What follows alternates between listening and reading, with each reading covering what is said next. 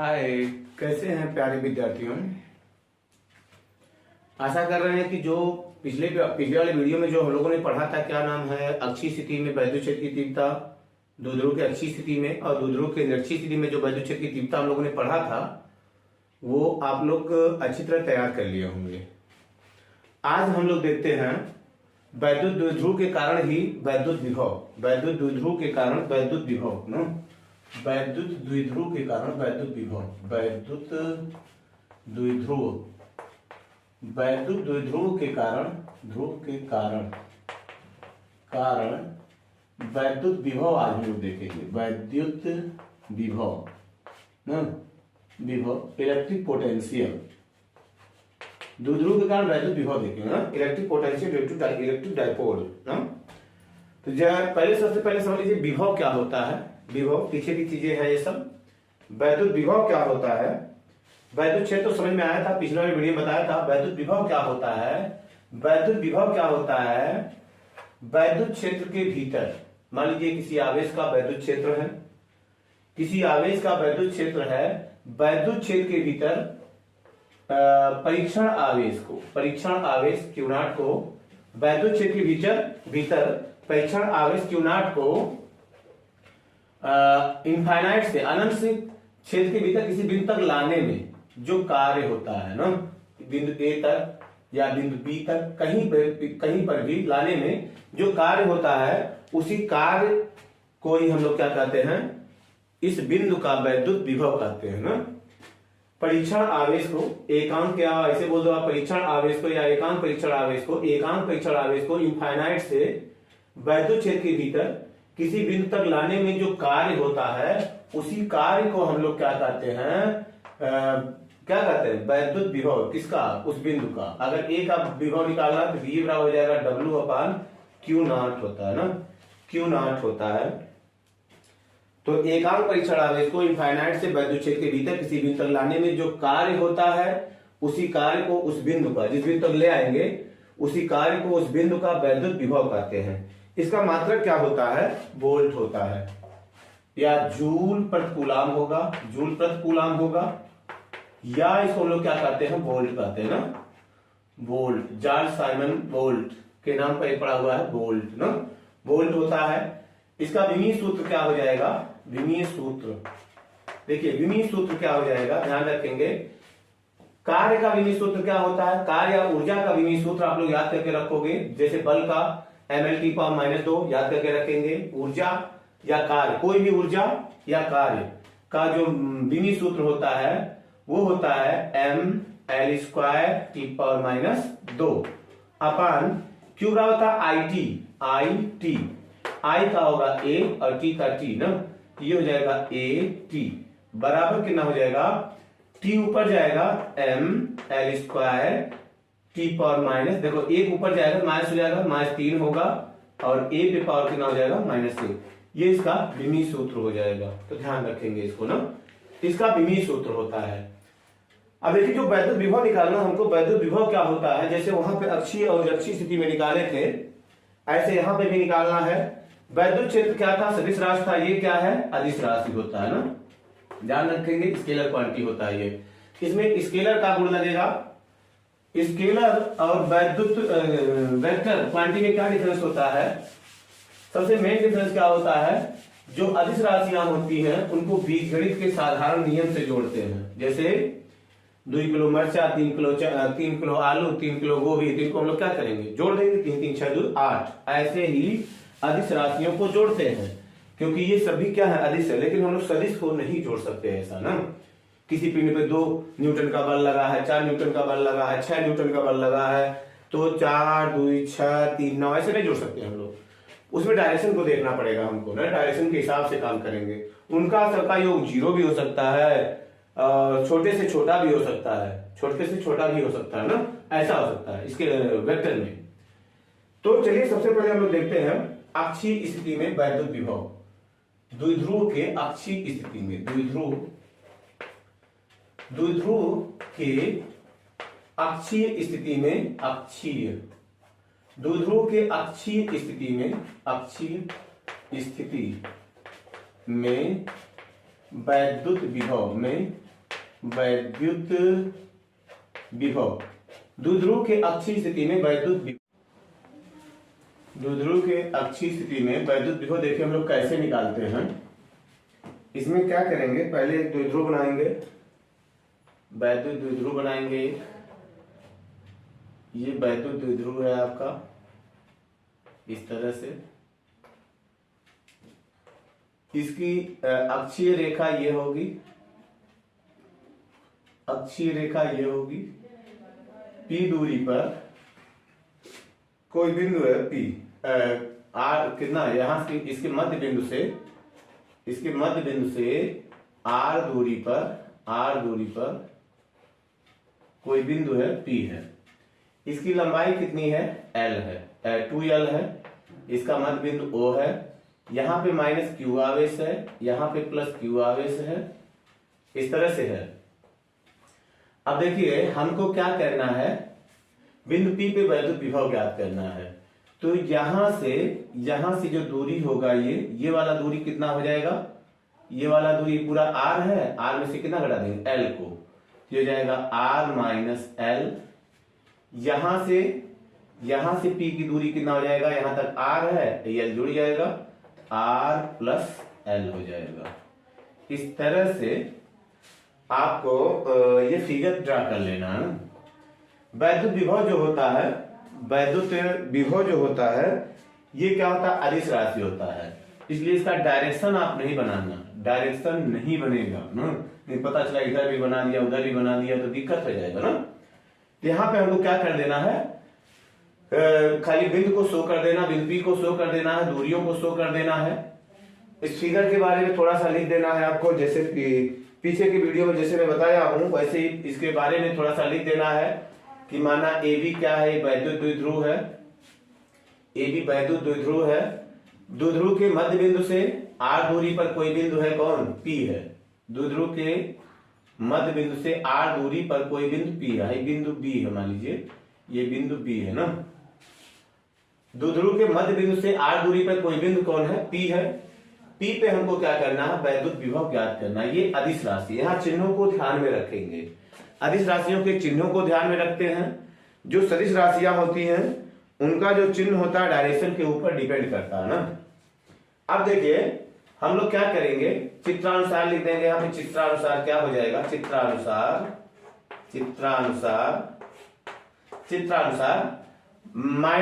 Plus Q के कारण P पर विभव निकालेंगे, प्लस Q के कारण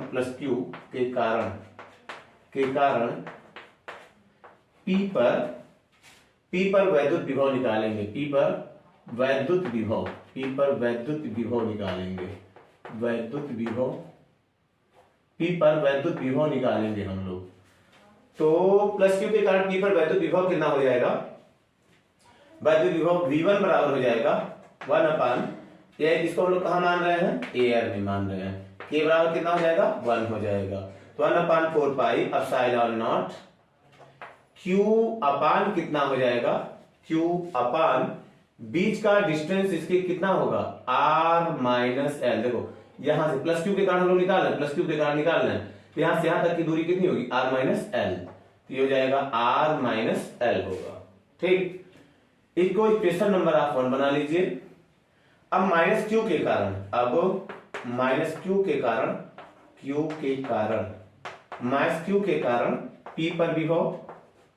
P पर विभव, माइनस Q के कारण P पर विभव कितना हो जाएगा, V2 बराबर ना, V2 बराबर 1/4 पाई एप्सिलॉन नॉट, यहां पे माइनस हो जाएगा, माइनस Q अपान कितना हो जाएगा, यहां से यहां तक की दूरी कितना है, R प्लस L हो जाएगा, R प्लस L। माइनस चिन्ह यहां आ जाएगा तो minus 1/4 pi epsilon not Q अपान कितना हो जाएगा, R प्लस L। इस तरह से आपको माइनस Q के कारण वैद्युत विभव निकल जाएगा ना। अब देखते हैं हम लोग, देखिए अब क्या करते हैं हम लोग, P पर कुल वैद्युत विभव निकालते हैं।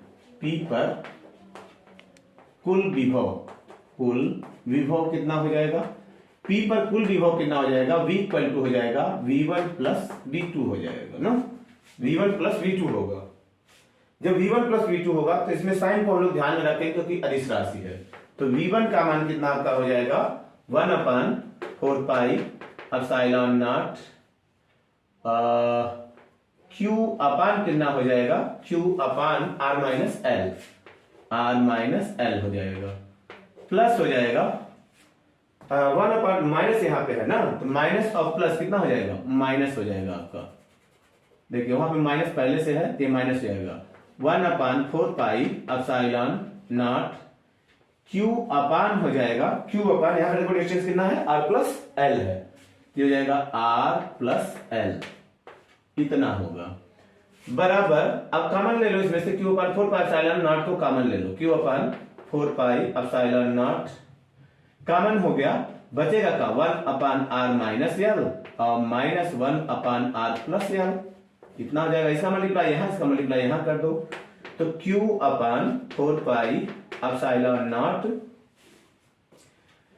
यहां पे हो जाएगा, ये यहां पे आएगा R प्लस L और ये यहां पे जाएगा, माइनस यहां पे है माइनस हो जाएगा, ये प्लस हो जाएगा, तो माइनस R, ये माइनस हो जाएगा, ये प्लस हो जाएगा, प्लस L अपान कितना हो जाएगा, इन दोनों का मल्टीप्लाई हो जाएगा R माइनस L और R प्लस L, इतना होगा बराबर Q upon 4 pi epsilon not, यहां से देखो R से R कट जाएगा, 2L हो जाएगा, 2L upon A minus B A plus B, A square माने R square minus L square हो जाएगा, ठीक, इतना हो जाएगा। अब देखो बराबर 1/4 पाई एप्सिलॉन नॉट 2QL ये हो जाएगा इंटू 2QL अपान हो जाएगा R square minus L square, ठीक। 2QL को आप क्या लिख सकते हो, P लिखा जा सकता है, तो इसको हम मिटा देते हैं, इसको मिटा देते हैं, ध्यान रखिएगा, ये हो जाएगा, देखिए ये आपका कितना हो जाएगा, V इक्वल टू हो जाएगा 1/4 पाई एप्सिलॉन नॉट P अपान हो जाएगा R square minus L square, ये इतना हो जाएगा। अब यदि क्या हो जाए, यदि R ग्रेटर देन क्या हो L से क्या हो R बड़ा हो, तो L को लगभग हम लोग क्या ले लेंगे, लगभग 0 ले लेंगे, इसलिए V इक्वल टू हो जाएगा 1/4 पाई एप्सिलॉन नॉट P अपान हो जाएगा R स्क्वायर ना। यदि क्या है, यदि माध्यम क्या हो, के प्रावृत्तांक वाला कोई माध्यम हो, यदि ये जो प्रावैधुत रखा गया है, सॉरी द्विध्रुव, यदि द्विध्रुव कहां हो, द्विध्रुव के प्रावैधुतांक वाले माध्यम में हो, के प्रावैधुतांक वाले माध्यम में हो,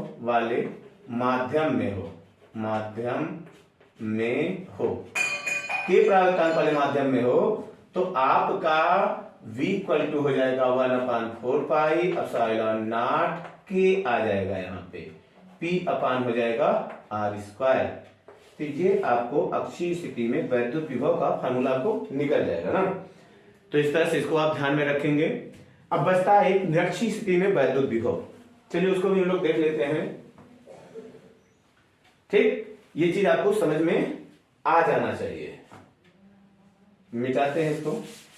देखिए अब निरक्षीय स्थिति में हम लोग वैद्युत विभव निकालते हैं, साधारण सा है, ये कभी कभी आपको बहुविकल्पी में दे देता है निरक्षीय स्थिति में वैद्युत विभव कितना होगा, डायरेक्ट फार्मूला देता है कि कितना होगा, आपको मान निकाल बताना रहता है। तो अब की बार हम लोग निरक्षीय स्थिति में निकालेंगे, ये हो जाएगा निरक्षीय स्थिति में, निरक्षीय स्थिति में हो जाएगा।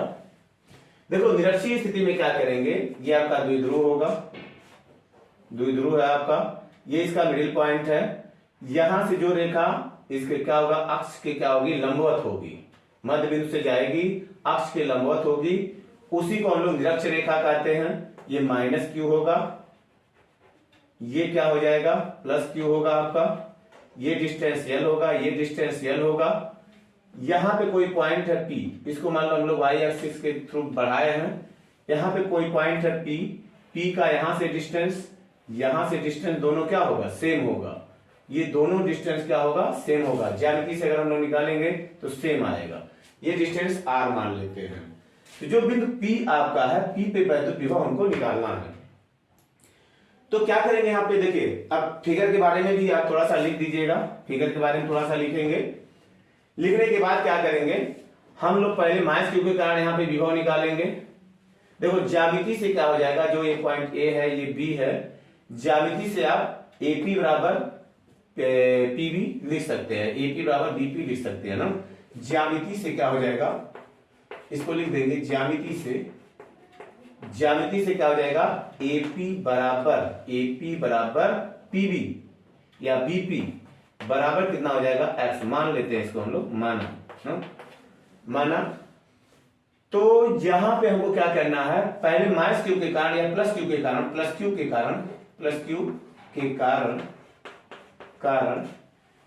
कारण P पर वैद्युत क्षेत्र, वैद्युत विभव, P पर वैद्युत विभव कितना हो जाएगा, P पर वैद्युत विभव प्लस क्यू के कारण P पर वैद्युत विभव कितना हो जाएगा, V1 बराबर हो जाएगा 1/4 पाई एप्सिलॉन नॉट। यहां Q अपान कितना हो जाएगा, Q अपान X हो जाएगा। समीकरण नंबर 1 बना देंगे। फिर किसके कारण, माइनस क्यू के कारण, अब माइनस क्यू के कारण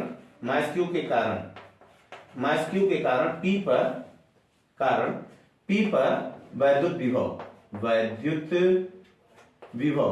P पर वैद्युत विभव कितना हो जाएगा, माइनस क्यू के कारण P पर वैद्युत विभव। देखिए ये कितना हो जाएगा, V2 बराबर कितना हो जाएगा, यहाँ पे साइन क्या होगा, माइनस, तो माइनस चिन्ह यहाँ पे आ जाएगा, इसका माइनस क्या होगा, यहाँ आ जाएगा 1/4 पाई एप्सिलॉन नॉट Q अपान कितना हो जाएगा, डिस्टेंस तो वही होगा ना। अब देखिए जितना ये प्लस में है उतने क्या है, माइनस में है, तो कुल विभव कितना हो जाएगा, इसलिए P पर कुल